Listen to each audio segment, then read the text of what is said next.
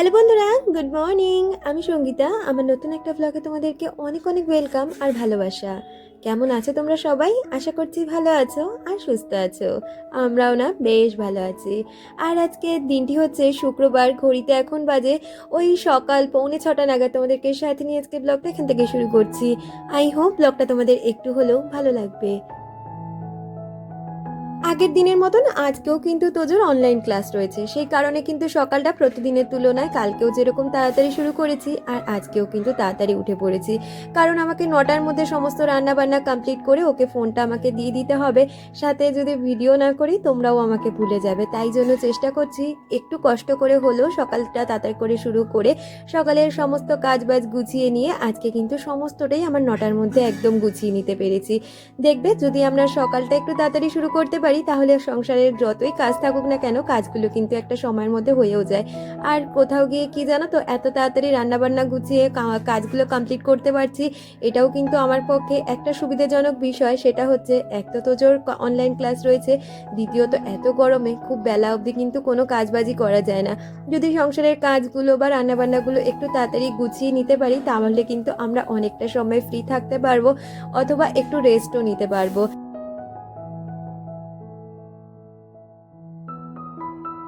রান্না করাই বলো আর সংসারের অন্যান্য কাজগুলো করাই বলো, তখন কিন্তু আমরা ফ্যানের তলায় বসে যে রিল্যাক্সে বসে থাকতে পারি সেই কাজগুলো করার সময় কিন্তু ফ্যান তো পাই না। আর যদিও বা পাই তখন কিন্তু কাজে চোটে ফ্যানের হাওয়া গায়ে লাগে না। তাই আমি মনে করছি এই কদিন যে রান্নাবান্নাগুলো থেকে শুরু করে সংসারের সমস্ত কাজ যদি একটু তাড়াতাড়ি গুছিয়ে নিতে পারি সেক্ষেত্রে কিন্তু অনেকটা সময় আমরা ফ্যানের তলায় বসে আরাম করতে পারবো। আর যা তীব্র গরম পড়েছে, একটু কিন্তু নিজের দিকে সবারই খেয়াল রাখতে হবে। যেমন একটু নিজেকে রেস্ট দিতে হবে, বেশি পরিমাণে জল খেতে হবে, শরীরকে সবসময় হাইড্রেট রাখতে হবে, তাহলে কিন্তু আমরা সুস্থ থাকতে পারবো। আর কি জানো তো, এই যে উঠেছি তো সকাল সকাল অনেকটা তাড়াতাড়ি, যেমন আমাদের যেহেতু ট্যাঙ্কি রয়েছে তো ট্যাঙ্কির জলে আমার স্নান হয়ে গেছে, জামা কাপড় কাচা হয়ে গেছে, কিন্তু ওইদিকে আমাদের কলের জল আসেনি। আসলে কি বলতো, আমাদের যে ঠাকুরের কলটা রয়েছে, আমাদের বাইরে একটা না ছোট্ট কল রয়েছে, ওইখানে ঠাকুরের বাসন থেকে শুরু করে ঠাকুরের জল তোলা সমস্তটাই ওই কলে করি। আর ওই কলে সেরকম কোনো কাজবাজ করি না, অথবা শীতকালে হয়তো দেখা যায় কয়েকটা জামা কাপড় ধুয়ে দিই যেহেতু ওখানে রোদটা পড়ে। এছাড়া এঁটো কাটা থেকে শুরু করে কিছুই আমরা ওই কলটার মধ্যে করি না। আর টাইমের জল যেহেতু 6:30টার আগে আসে না, তাই এখন আমাকে না বসে থাকতেই হবে ঠাকুর পুজো দেওয়ার জন্য, কখন জল আসবে তখন। আর ইতিমধ্যে আমার হাজব্যান্ডও আমার সাথে সাথে আজকে উঠে পড়েছে, তাই জন্য ওকে প্রথমে একটু 1 কাপ চা করে দিলাম। ও সকালে যেহেতু চাটা মানে ওর ব্রাশ করে 1 কাপ চা লাগবেই, সেটা যদি আমার তার মধ্যে কাজ বাজ হয়ে পুজো কমপ্লিট হয়ে যায় তখন আমিও বসে পড়ি, না হলে ওকে আমি আগে 1 কাপ চা করে দিই। কখনো কখনো দেখা যায় আমি যখন ঠাকুর দিতে বসি, ও ধরো উঠে গেছে, ও তখন সেই চাটা করে নেয়। তো যাই হোক, ওকে 1 কাপ চা করে দিয়েছি আর ও ওদিকে চা খাচ্ছে। আর রান্নাঘরে আমার বেশ কিছু কাজ ছিল যেগুলো করে নিচ্ছি। যেমন এঁটো কাটা তো কিছুই নয়, আসলে কালকে রাত্রিবেলার বেশ কিছু বাসন ছিল যেগুলো ধোয়া, সেগুলোকেই জায়গা মতন গুছিয়ে রাখছি। আর রান্নাঘরে যে কাউন্টার টপটা আমি ঢেকে রাখি সেই কাপড়টাও তুলে নিলাম। আর এই যে বাসনপত্রগুলো এখন জায়গা মতন একটু গুছিয়ে রাখছি। এগুলো তো আর এঁটো কাটা না, আর এগুলো ধরলে আমার মনে হয় না কোনো রকম অসুবিধে হবে পুজো দেওয়ার আগে। আমাকে অনুভবা কমেন্ট করেছে, সে লিখেছে, দিদি বাসি জামাতে চালের ড্রামে হাত দিও না, আর ঝ্যাঁটা সব সময় ধুয়েই রাখবে উঠোন ঝাঁট দিয়ে। তো তোমার ফার্স্ট প্রশ্নের উত্তরটা দিই। আসলে আমি যখনই ঘুম থেকে উঠি না কেন আমি কিন্তু আগে বাথরুমে যাই, নিজের যে বাসি জামাটা পরে আমি রাত্রিবেলা শুয়ে থাকি সেটা চেঞ্জ করে তারপরে কিন্তু আমি এই ঘরে আসি, দরজা জানলাগুলো খুলি, তারপরে বাসি কাজগুলো করি। সেটা কিন্তু সব সময় আমি জামাটা চেঞ্জ করে করি, যার জন্য আমার অনেক নাইটি পরে প্রতিদিন। আর তুমি যে বললে বাসি জামা পরে ড্রামে হাত দিলাম, সেটা একদমই নয়, কারণ আমি সকালবেলা উঠে আগে বাথরুমে গিয়ে ফ্রেশ হয়েছি, জামা কাপড় চেঞ্জ করে তারপরেই কিন্তু এই যে উঠোন ঝাঁট দেওয়া থেকে শুরু করে বাসি কাজকর্ম সমস্তটাই করে নিয়েছি। তাই জন্য জামাটা যেহেতু আমার চেঞ্জ ছিল, তাই আমি চালের ড্রামে হাত দিয়ে চালটা আমি ভিজিয়ে রাখতে পেরেছি। আর তুমি যেটা বললে যে ঝাঁটাটা ধুয়ে রাখতে হয়, সেই বিষয়টা আমার জানা ছিল না। তবে তুমি যখন বলেছো আমি নিশ্চয়ই পরের দিন থেকে এই কাজটা করে নেওয়ার চেষ্টা করব, যে মানে উঠোন ঝাঁট দেওয়ার পরে ঝাঁটাটা ধুয়ে রাখার। তো যাই হোক, কথা বলতে বলতে ওদিকে কিন্তু আমি ঠাকুর ঘর থেকে এসে আবারও দুজনের জন্য চা করে নিয়েছিলাম, কারণ আমার হাজব্যান্ডকে যতবারই চা দাও না কেন তার কিন্তু কখনোই না নেই। আমার শ্বশুরমশাইও এরকম ছিলেন, ভাত খাওয়ার আগে পর্যন্তও যদি ওনাকে কেউ চা অফার করতো সে কিন্তু খেতই। তো যাই হোক, ওইদিকে আমার আর হাজব্যান্ডের জন্য চা করে নিয়েছিলাম, সাথে কিন্তু বাচ্চাদের জন্য হরলিক্স করে নিয়েছিলাম, আর তার সাথে দেখতে পেয়েছিলে ভাতটাও বসিয়ে দিয়েছিলাম। আজকেও যথারীতি চালটা ভিজিয়ে রেখেছিলাম তাই ভাতটা বসিয়ে দিতে পেরেছি। আর যেহেতু এক সপ্তাহের মাছ আমার ফ্রিজে ছিল, তাই এখন রান্নাবান্না নিয়ে সেরকম কোনো একটা টেনশানই নেই। কিছু না করি অন্তত মাছের ঝোল ভাতটা তো করে রাখতে পারবো 9টার মধ্যে। তাই জন্য কিন্তু আজকেও স্নানে যাওয়ার আগে মাছটা মানে বাইরে বার করে রেখেছিলাম ফ্রিজ থেকে, যেহেতু ডিপ ফ্রিজে বরফ হয়ে যায়। তাই এটা যদি একটু জলে ভিজিয়ে রাখতে পারি বেশ কিছুটা সময়ের আগে, তাহলে কিন্তু আমার সময়ের মধ্যে মাছটার বরফও ছেড়ে যায় আর রান্নাটা করতেও আমার সুবিধে হয়। এদিকে কথা বলতে বলতে আমার কিন্তু ভাত রান্নাটা হয়ে গেছে, আর ওদিকে মাছগুলোকে নুন হলুদ মাখিয়ে নিয়েছি, আর এখন সেইটাকেই রান্না করে নেবো প্রতিদিনের মতন। আজকেও জানো তো মাছটাকে কিন্তু আমি ওই মানে সমস্ত রকম সবজি দিয়ে, যেমন কাঁচকলা, আলু দিচ্ছি না, কাঁচকলা দিচ্ছি, আজকে ডাঁটা দেবো আর তার সাথে দেবো হচ্ছে পটল। তো কালকে যেহেতু দিয়েছিলাম কাঁচকলা, আলু দিইনি, কাঁচকলা বেগুন দিয়েছিলাম, আজকে বেগুনটা দেবো না, আজকে ডাঁটা দেবো, আর তার সাথে একটু উচ্ছেও ভাজা করে নিচ্ছি।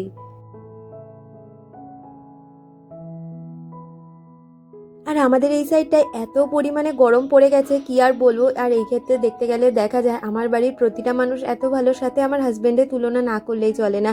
মানুষটা এত ভালো, এই যে সে কিন্তু খেতে ভীষণ পছন্দ করে, তবে গরমের জন্য কিন্তু সেও খাওয়া দাওয়া থেকে এখন অনেকটাই বিরত রয়েছে। বলছি যতটা হালকা পাতলার মধ্যে করতে পারবে তাড়াতাড়ি রান্নাঘরের কাজ মিটিয়ে ঘরে চলে আসবে। সেই দিকে রোদের মধ্যে পুরো কাজ করছে, কিন্তু সে প্রতিনিয়ত আমাকে বলে যাচ্ছে রান্নাঘরে বেশি টাইম দেবেই না, যত তাড়াতাড়ি পারবে সকালে রান্নাবান্না গুছিয়ে রাখবে, গুছিয়ে তাড়াতাড়ি করে কিন্তু রান্নাঘর থেকে ঘরে চলে আসবে। তো যথারীতি তার কথা মতন আমি কিন্তু ওইদিকে মানে রান্নাঘরের কাজটা তাড়াতাড়ি গুছিয়ে ঘরে চলে আসার চেষ্টা করছি। তো যাই হোক, সকালবেলা চা খেয়ে কিন্তু সোজা রান্নাঘরে চলে গেছিলাম, সে কারণে আমি আর এদিকে বিছানাপত্র তুলতে পারিনি।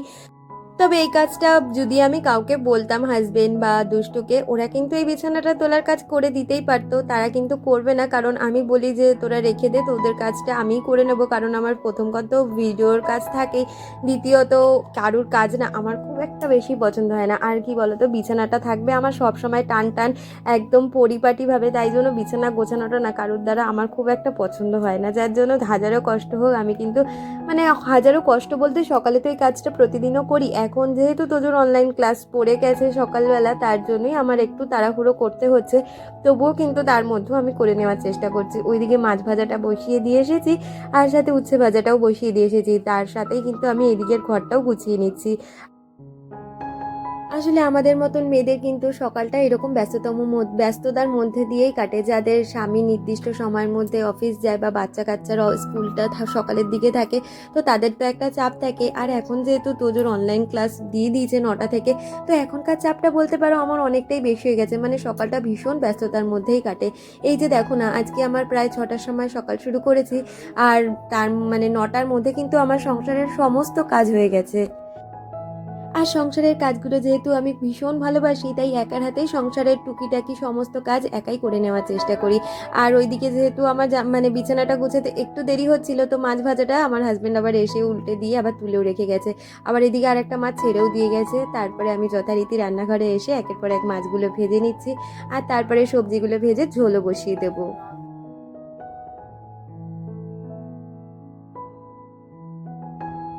আমাকে সুলাতা কমেন্ট করেছে, সুলাতা লিখেছে, দিদি ভাই তুমি আমার কমেন্টটা পড়োনি কেন? তাই আমি একটু অভিমানী হয়েছি।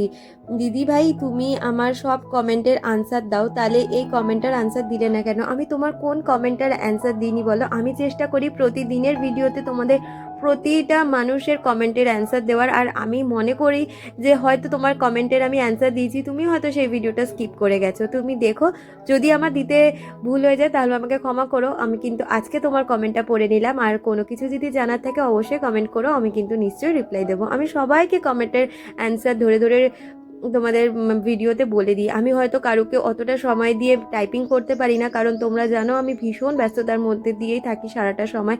আর তোমরা তো বোঝোই, বাচ্চা কাচ্চার পড়াশুনো থাকলে, তাদের খেলাধুলো থাকলে, সেগুলো নিয়ে তো ব্যস্ততা রয়েছে, সাথে সংসার ভিডিও সমস্তটা নিয়ে কিন্তু অনেকটাই ব্যস্ত থাকি, যার জন্য কাউকে ধরে ধরে ওইরকম রিপ্লাই দিতে আমি অবশ্যই পারি না। তবে আমি সবার নাম ধরে ধরে কিন্তু ভিডিওতে বলে দেওয়ার চেষ্টা করি। আর যখন কারোর রিপ্লাই দিতে বসি আমি কিন্তু একসাথে অনেকের রিপ্লাই দিয়ে দিই, সেটা 1 মাস পুরনো হোক বা 1 বছর পুরনোই হোক না কেন। তো যাই হোক, কথা বলতে বলতে ওইদিকে মাছের ঝোলটা কিন্তু করে নিয়েছি, সাথে এদিকে দেখো উচ্ছে ভাজাটাও সুন্দরভাবে হয়ে গেছে। বেশি একটা উচ্ছে দিইনি, অল্প কয়েকটা দিয়েছি, কারণ আমি আর হাজব্যান্ডই খাবো, আর সেরকম একটা বাড়িতে উচ্ছে কেউ খায় না। তো যার জন্য অল্প করেই উচ্ছেটা ভেজেছি। আর এদিকে সমস্ত সবজিটা মানে সবজি দিয়ে ঝোলটা করেছিলাম, ঝোলটা ফুটে উঠেছে, তাই মাছগুলো দিয়ে দিয়েছি। আর এদিকে দেখো সকালে এখন তো ব্রেকফাস্টে তোমরা জানছোই যে খুব একটা হেভি কিছু করছি না, এতটাই গরম পড়েছে বলে। কারণ আমার হাজব্যান্ড বারবার করে বকা দিচ্ছে যে ব্রেকফাস্ট করার পিছনে এতটা টাইম ইনভেস্ট করো না, তাহলে কিন্তু রান্নাবান্না করতে অনেকটাই দেরি হয়ে যাবে, সাথে তোমারও অনেক গরম লাগবে। যার জন্য এত কিছু নিয়ে আসা হয়েছে। এমনি তো মাসকাবাড়ি মাল তোলা হয়, তাছাড়াও কিন্তু এইগুলো তো আর আমাদের মাসকাবাড়ি মালের মধ্যে আসে না, তাহলে মাসকাবাড়ি মালের যেই আমাদের বাজেটটা থাকে সেটা কিন্তু অনেকটাই ছাড়িয়ে যায়। যার জন্য এগুলো কিন্তু টুকিটাকি আমাদের প্রতিনিয়ত চলেই আসে। যেমন একটা বড় প্যাকেটের কর্নফ্লেক্স নিয়ে এসেছে, কারণ কর্নফ্লেক্সটা তোজো তো ভীষণ ভালো খায়, সাথে আমিও না ইদানিং একটু টক দই দিয়ে সকালে ব্রেকফাস্টটা কর্নফ্লেক্সই করে নিচ্ছি। তো ছাতু মুড়িতে তো আবার একটু চিনি লাগে, তো সেক্ষেত্রে আমি তো চিনি খাই না, কখনো কখনো ছাতু গুলে নুন মানে একটু বিট লবণ দিয়ে খাই, আবার কখনো দেখা যায় যে একটু কর্নফ্লেক্স আর ঘরে যদি টক দই থাকে সেটা দিয়েই খেয়ে নিই।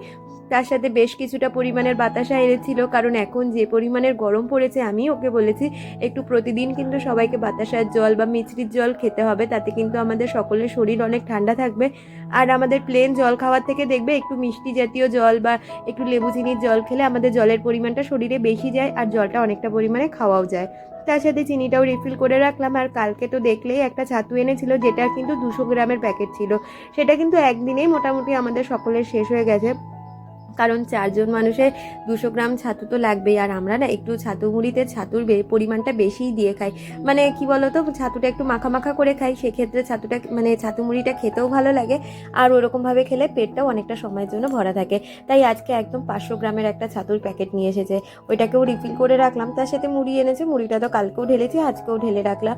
আর কিছু কন্টেনার খালি হয়ে গেছিলো, যেমন চিনির কন্টেনারটা খালি হয়ে গেছিলো, তাই চিনিটা রিফিল করলাম, সাথে জিরের গুঁড়োটাও খালি হয়ে গেছিলো, তাই এগুলোকে একটু রিফিল করে রাখলাম। আসলে কি জানো তো, এতটাই পরিমাণে গরম পড়ছে যে এই কাজগুলো না বিকালবেলা করে হয়ে উঠছে না, যার জন্য কি বলতো হাজবেন্ড এনেওছে আজকে এগুলো সকালের দিক করে, যার জন্য এখনই হাতের কাজটা হাতে করে নিলাম। কারণ এক কাজে আমার 2 কাজ হয়ে যাবে, যেহেতু রান্না করছি সেই গরমটা তো শরীরে রয়েছে, আর এই রান্নাঘরের এই বাকি কাজটুকু করতে খুব একটা বেশি গরম লাগবে না। কিন্তু এই যে সকালে রান্নাবান্না করার পরে বিকালে যদি আবারও এই কাজগুলো করতে আসি, তাহলে আবারও করে ঘেমে স্নান হয়ে যাব, যার জন্য এখনই এই কাজটা করে নিলাম। আর তারপরে আমার কাউন্টার টপটাকে সুন্দরভাবে মুছে নিয়ে তারপরে কিন্তু জিনিসগুলো সুন্দর করে অর্গানাইজ করে রাখলাম। এই যে আমার রান্নাঘরের সমস্ত দেওয়াল থেকে শুরু করে আমার এই কাউন্টার টপের যে র্যাকগুলো, সবাই যেহেতু দেখে বলেছে সাদা, মানে তোমাদের কথা তো বলছি না, আমার পাশের বাড়ি থেকেও অনেকে এসে দেখে গেছে যে নতুন করে রান্নাঘরটা সাজিয়েছি। হয় না, সবার একটা এক্সপেকটেশন থাকে। আমার বাবাও রিসেন্ট এসেছিল, বাবাকেও দেখিয়েছি, বাবা বলল সাদা কেন করলি, এটা কিন্তু তুই বেশি দিন রাখতে পারবি না। তো এটা বলতে পারো আমি কিন্তু একটা চ্যালেঞ্জ হিসেবেই নিয়েছি, সাদা রান্নাঘর কেন আমি রাখতে পারবো না, যদি আমি সেটাকে যত্ন করে রাখতে পারি নিশ্চয়ই সেটা আমার কাছে থাকবে। তাই প্রতিনিয়ত রান্নার পরে কিন্তু আমি রান্নাঘরের সমস্ত কিছু ধরে ধরেই পরিষ্কার করে নেওয়ার চেষ্টা করি। আর এতদিন ধরে যখন সমস্ত কিছু পরিষ্কার করে গুছিয়ে রাখতে পেরেছি, তো এগুলো কেন পারবো না। তবে প্রথমের দিকে আমার কাচের কন্টেনারগুলো নিয়ে একটু ভয় ছিল, বিশেষ করে আমার যে অয়েল ডিস্টেম্পারগুলো রয়েছে সেগুলো নিয়ে। আর এগুলো আমি কিন্তু রাত্রিবেলা এই ঘরে রাখি না, আমি এগুলো নিয়ে সোজা আমার ঘরে চলে যাই রাত্রিবেলা, মানে শুধু অয়েল ডিস্টেম্পারগুলো, কারণ এখান দিয়ে যদি একটা ইঁদুরে দৌড়ায় তাহলে ওইগুলো পরে কিন্তু আমার সমস্তটাই ভেঙে চুরমার হয়ে যাবে, যার জন্য খুব ভয় লাগে, ওগুলো তাই সরিয়ে রাখি। কিন্তু যত্নের দিক থেকে আমিও কিন্তু কোনো দিকে ত্রুটি রাখিনি রান্নাঘরটাকে। আমার যতটা পরিশ্রম হোক আমার কিন্তু তাতে কোনো সমস্যা নেই, কিন্তু রান্নাঘর যেন আমার সবসময় পরিপাটি থাকে। আর এইদিকে তোজোর যখন অনলাইন ক্লাস চলছিল তার মধ্যে 10 মিনিট ব্রেক দিয়েছিল, তার মধ্যেই আমরা কিন্তু খাওয়া দাওয়াটা সেরে নিয়েছিলাম। আমি ওদিকে কর্নফ্লেক্স দিয়ে একটু টক দই খেয়ে নিয়েছিলাম, আর দুষ্টু আমার সাথে কর্নফ্লেক্স আর টক দই খেয়েছে, তোজো কিন্তু ছাতু মুড়ি খেয়েছে। ও কিন্তু টক দইটা খুব একটা ভালো খায় না, শুধু যদি একটু ঘোল করি বেশি পরিমাণে চিনি দিয়ে তখনই ও টক দইটা খায়, তাছাড়া নয়। আর এখন যে সময়টা দেখছো এটা বিকালবেলা, কারণ তোজোর মানে পড়া শেষ হয়ে যাওয়ার পরে আমরা কিন্তু খুব একটা বেশি সময় অন্য কিছুতে মানে ইনভেস্ট করি না, তখন এতটাই পরিমাণে গরম পড়ে যায় আমাদের। মানে ঘরটা যেহেতু একদমই মানে ছাদালা ঘর হলেও মাথার ওপরে তো কিছুই নেই, একটা গাছ পর্যন্ত নেই, যার জন্য ডাইরেক্ট রোদ্রের তাপটা না ভীষণ আমাদের ছাদের ওপরে পড়ে। আর প্রায় 12টার পর থেকে আমাদের ঘরে একদমই টেকা যায় না, যার জন্য হাজব্যান্ড বলে 1টা বাজলে আগে এসি চালিয়ে দেবে। তাই এসি চালিয়ে দিলে আর কোনো কাজই ঘরের থেকে এসে বাইরে করা যায় না, শুধু খাওয়ারটুকুই করি। তো যার জন্য তারপরে আর কোনো কাজই করিনি, জামা কাপড় তুলে রেখেছিলাম, তাই বিকালবেলা করে ভেবেই রেখেছিলাম বিকালবেলা করে এই কাজগুলো করে নেব। তাই জন্য দেখো এদিকে বিকালবেলার সময় যে জামা কাপড়গুলো সকালে ধুয়ে দিয়েছিলাম সেই জামা কাপড়গুলোই এখন গুছিয়ে রাখছি। আর তার সাথে তোজো আবার ওইদিকে খেলে নিচ্ছে, দুষ্টু এখনও ঘুমাচ্ছে, দুষ্টু ওঠেনি, দুষ্টুকে অনেকবার তোজো ডেকেছে খেলার জন্য, ওই হচ্ছে এখন ওর পার্টনার। তো যাই হোক, আমাকে সায়ো বলে একজন কমেন্ট করেছে, সে লিখেছে মাছের ঝোল আর ডাল সিদ্ধটা দেখে লোভ লাগছে, খুব সুন্দর হয়েছে ভিডিওটা, থ্যাংক ইউ সো মাচ। আর একজন লিখেছে দারুণ হয়েছে ভিডিওটা, তুমি সত্যি খুব লক্ষ্মী বউ, কত কাজ করো একা একা। কতটা লক্ষ্মী আমি জানি না, তবে সংসারের কাজটা আমি একা করতেই বেশি পছন্দ করি, কারণ সংসারটা যেহেতু আমার, তাই সংসারের কাজের ভরসা আমি কারোর ওপরে করি না, নিজের কাজগুলো নিজেই করে নেওয়ার চেষ্টা করি।